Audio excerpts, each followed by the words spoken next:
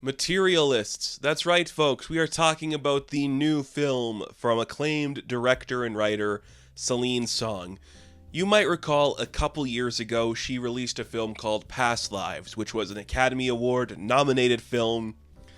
It was one that I really liked. It's this beautiful story about the past lives that we could have lived. Maybe if we went a different direction, we would have found a different type of love, a different type of happiness, and all those like longing and yearning feelings we have for somebody that just will always stay true to us and be in our lives. Very beautiful movie. It was an awards darling. A lot of people liked it. So naturally, Celine Song is going to get a little bit more money for her next film. The budget's increased. A24 is putting a lot of promotion behind it. And it is going to star a couple of movie stars. The three leads of this film are arguably three of the biggest names working right now. People can recognize them instantly. Whether that's good or bad is up to you. I want to preface this before we really get into talking about this movie. It's been a really weird year for film. I don't think a lot of it's been really good, and it's really hard to say that there's been like a perfect film this year. It's not Materialists. I'm not here to tell you like this is the perfect film of the year. This film, I think more than any other film I've seen this year, has sat worse with me the more I've spent time with it and the more I thought about it. My initial reaction coming out of the cinema to seeing this movie was, oh, this is good. Like, it's smart, it's pretty much coherent, and I get the message it's trying to say. And then as time went on and I just thought about it more, I read some more think pieces about it, I was like, you know what, maybe this doesn't actually feel coherent. Maybe this isn't perfect, and maybe everything kind of gets lost in translation. I don't have much to really say that's positive about this film. I understand how to, I think, a younger generation. I'm going to preface that because when I went to see this movie, there was a lot of older people. I think to a younger generation, this is transcendent in some aspects. It gets the ideas of dating and class culture and all that kind of stuff. But to a lot of the old people that were there when I saw this, when we were all walking out together, I heard a lot of like, this was stupid, this was dumb. I can't disagree with either of those points. I think there's something to say that is very much of the time. Like, dating is hard today, classism, and like these preferences we have for these things are very important. But also, this is a convoluted mess with so many tonal shifts, doesn't know what it's trying to say, so many side plots that mean nothing, and it's overly written. Now, I'm a writer. I have no problem with an overly written script. I think sometimes that's very important. You're watching a movie, we want everything to feel like a movie. But you contrast that to like the naturalistic tones we are setting this world in, the bright lights, the natural lights. It doesn't feel authentic or organic. It doesn't feel like these are lived-in people. It feels like these are actors reading a script, which is a huge problem for a movie that's trying to be this realistic. Oh man, I was so excited for this too because like the marketing was so lighthearted and it was like, we're going to play Material Girl, isn't it fun? This is not a lighthearted movie. If you want a rom-com, it's not this movie. This is like barely a comedy, barely a romance movie. It's more like a character study, but it doesn't get into any of its characters too deeply. It's such a miss, and that's such a shame. Because I think Celine Song is a good writer, and if I'm just reading this script, like if someone printed it off for me, or I'm given the script and I'm reading this, I'm like, oh man, this is really interesting. I would change a couple of things here and there and maybe try to flesh out some characters, but the dialogue is strong, the things you are saying or having them say, they're strong. It's not realistic or earnest, but it's good and it's well written. As this was releasing too, I think like the Friday it came out, like a big syllabus came out from like A24 saying the movies that inspired it. There was a lot of like Jane Austen, James L. Brooks, and I'm like, that makes sense. I definitely get like the broadcast news comparisons. I get like the Sense and Sensibility comparisons and all that stuff because it is like, how do you date in the modern world when like class and hierarchy is so important and everything? And I guess that's like the main theme of this movie. This follows Dakota Johnson.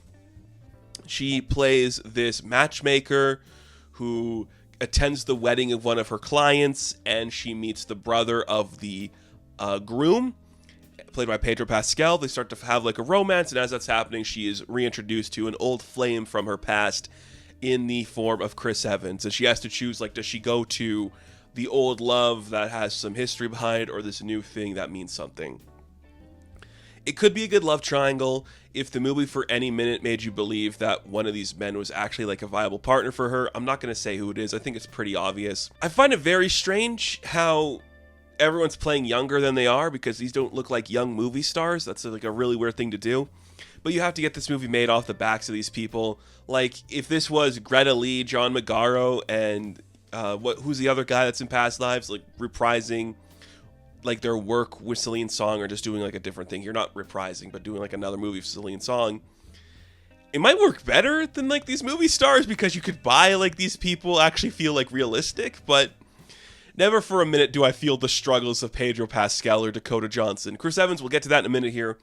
Whole other story, but I'm like, these don't feel like real people. They're playing caricatures. So that's kind of annoying.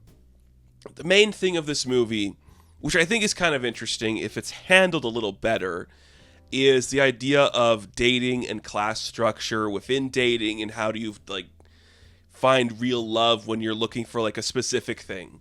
It's kind of, I guess if we were to put it in like very simple terms, it goes like, do you find the person that like checks off your metaphorical boxes, like, I want someone to be this tall, have this income, look like this, be this type of body, hate dogs, love dogs, that kind of thing? Or do you go to the person that maybe doesn't check all those boxes, but ignites a spark inside of you? Do you want the financial security, or the thing that's actually going to rev your engine?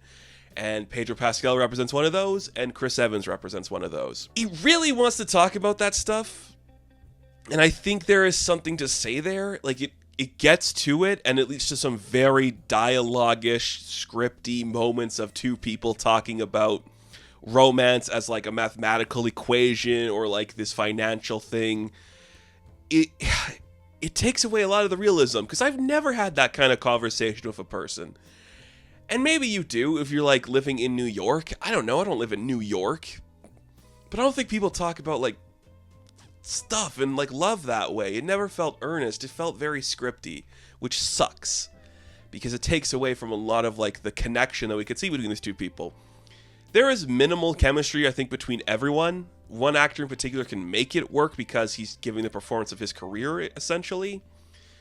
But man, there's not a lot of chemistry between anybody, and nobody feels like they like each other that much, and you never buy any of their relationships. And it's like, come on. The whole point is we're supposed to expect these people to want to be together. It's supposed to be like a love triangle, but that's never the feeling you get. The idea that love is this transactional thing that you're using to like either to like value yourself more or take away from somebody else, it's like a status thing, is transactional.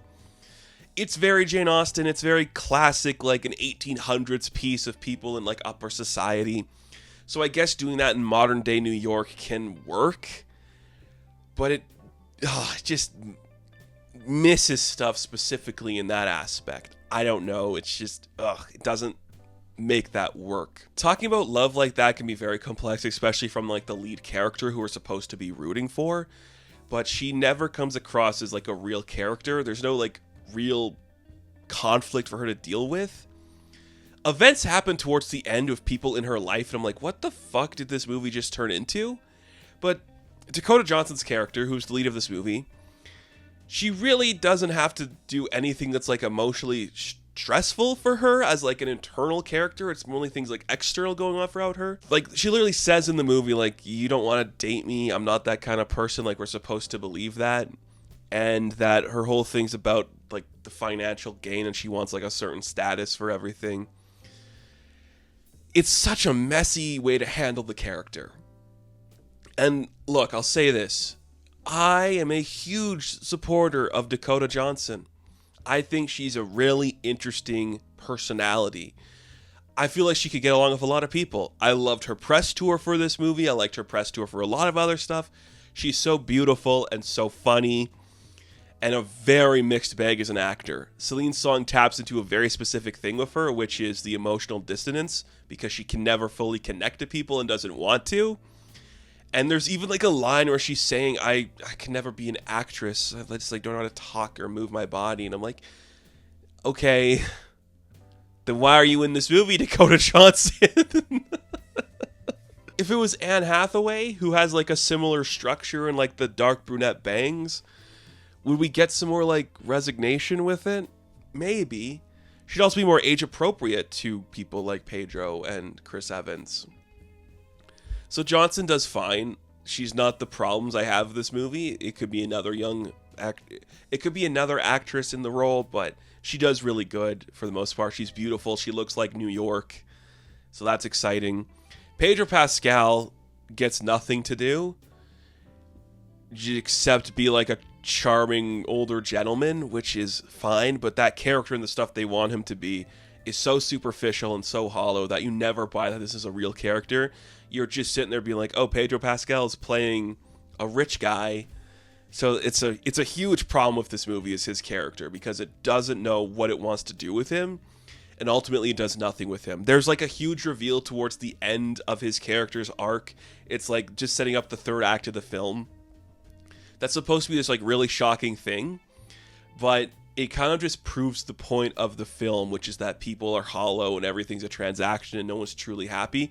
There's like a weird energy throughout the whole piece of like being a matchmaker, and everyone's has impossibly high standards and they're never going to meet them or like understand like true happiness. It's like you got to learn to settle is kind of like the premise of this movie, which is very bleak in a specific way, but also it's about two people that loved each other before and like the broken promises that come with that. So it's also very bleak in that aspect. The matchmaker stuff, I know why we're doing it. We're supposed to be like, she's so good at finding other people in love, but she can't do it for herself. It doesn't feel like a real job that normal people can relate to, so it never comes across as a real job that people can relate to. Such a missed opportunity just to have her be somebody else. I don't know.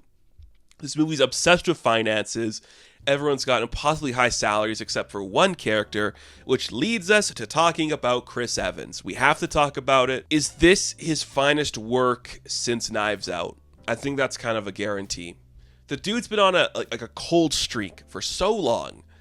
I'm not the biggest Chris Evans fan. I think where he works best is when he is playing an asshole, because he gives off the energy of a guy who's schmarmy and weird and entitled. I've always thought that, and I love seeing him doing that stuff. Like, he's going to be in that Ethan Coen movie coming up where he's playing like a weird preacher.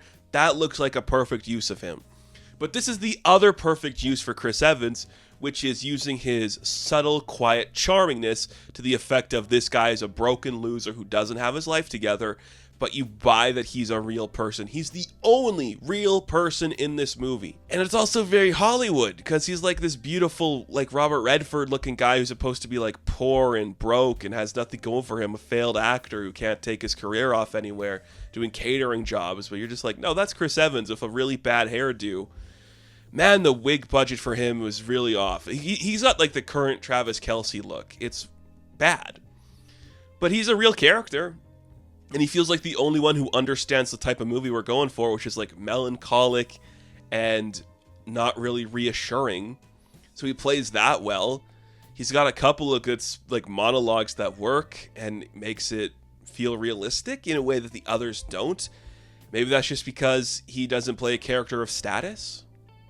Maybe. That might be it. I don't know. And then you have Zoe Winters, who does a little bit of some really weird storyline. That whole storyline, I understand the need for it. It doesn't really add anything to the movie and kind of like takes control of it for the back half. It's very mixed, and like the tonal stuff is all over the place. It's not funny, except it is in the beginning where like the wedding and the bridesmaid stuff is weird. And then it's just really sad, and then it's like not anything. It's very stiff. You know, for a movie that's trying to be like based off of some of like the most acclaimed writers and directors about like love and its sorrow, she doesn't hit the beats, but we know she can because Past Lives is so good and so interesting. So it's a shame that this movie about like the transaction that becomes love and how it's just like an opportunity for us to look better or look worse or to do something based on something else doesn't really stick the landing, because there's so much we could have said that actually feels like a thing. The mathematical equation of romance and love and like, do you go to what you want or what you think you want or what actually makes you feel something? is so interesting. But I don't think any of these people are the ones to tell that story, which is quite a shame. Except for Chris Evans, who could surprisingly, I mean this genuinely, we haven't seen him be talented in a very long time. So to see him actually give a performance was very surprising and a welcomed one. I don't know if this is going to have the legs like that Past Lives does. I think, look, the young people are going to really flock to this one. It's actors they like. It's a scenario they like. A little bit of like Yee in here as well. So they're going to connect to it. But 10 years from now, I think it's just going to be the follow-up to Past Lives that people think is okay.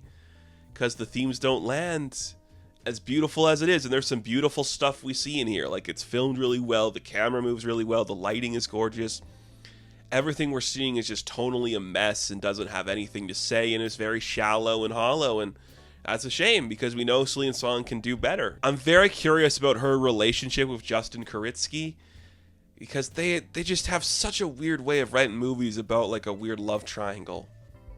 I don't understand it. It's such a nothing movie, which is a shame. So, Materialists, I am going to give a 6 out of 10. Now, thank you all for watching this review. Be sure to like and subscribe to the channel. And of course, I will catch you in the next one. Have fun. Stay safe. Good luck.